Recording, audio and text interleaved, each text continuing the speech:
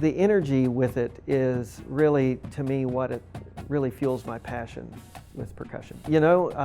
It almost seems like drumming found me instead of me deciding that music was going to be a career path. One thing that attracted me about drumming was just the energy of it. My first instrument was actually the guitar. I've always sung. Some people would probably have opinions as to whether I sung well or not. But I was always in choir, and my choir director, when I was 8 years old at the church, she said that I should pursue a musical instrument, and my parents gave me a choice between piano or guitar, and so I chose guitar.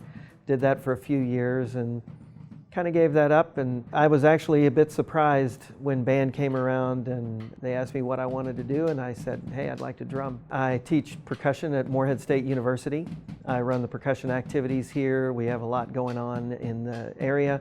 We've got percussion ensembles. The students take private percussion lessons, and there are a lot of departmental ensembles here on campus that use percussion. Pretty much everything on campus that's musical uses us at some point. So it's a great occupation, and we get a lot of activity around here. Dennis Preston, one of my great mentors, he helped me find a teacher for lessons. He helped me get involved with the choir playing drum set. And when I was out of middle school, because the middle school went to band camp, he had me be the percussion teacher for the middle school then. So through my high school years, I was teaching. I started writing and transcribing when I was in middle school and high school, and my Dennis Preston, he always directed me to continue to pursue that.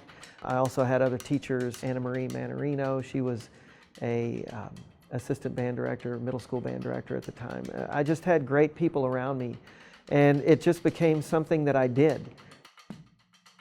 I knew about Morehead as I was in high school. There's always been a fantastic percussion program here.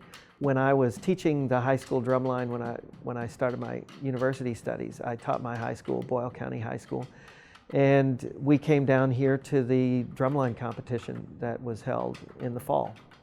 Well, I think with marching band and marching percussion being a huge part of my life, it was really kind of one of the things that put me on the map. I became involved with groups outside of the state, groups in Illinois, Michigan, Mississippi, Indiana, Texas, and then I started teaching in the Drum and Bugle Corps activity known as Drum Corps International. Ended up winning a couple championships and things like that. There were a lot of things on my resume that made me very attractive to Morehead State. So I had a really strong resume before I got here. And the position that did open was primarily marching band, running the marching percussion, and as well as teaching in the studio, but primarily marching percussion. As an arranger and a composer, there are different challenges that come with each one of those things. I've been arranging marching percussion music since 1981, and I've had the fortune of working with some really great people. I'm inspired to teach. I think that's what drives me the most. I remember the moments, the aha moments that I encountered as a student. And I remember the teachers who were there when I had those moments. And I really know that my calling is to teach students at this age. And every year, there are a lot of materials that are the same that get used, whether it's the snare drum methods or timpani methods, mallet methods, things like that. But every time I open that book, it's a different person on the receiving end of it. And to be there to help them let that energy out, or that passion, to find that spark for themselves, that's what really drives me and what fuels me. Those moments are inexplicable. Awards and honors are great, but those aha moments that I see in my students, those are really the meaningful moments to me. Try that one more time. Again, as you come out of a 5-lit and you're going more quickly into the 6, it's only slightly quicker, right? So don't swerve to the other side of the road and have to slow down. All right, one more time at 165.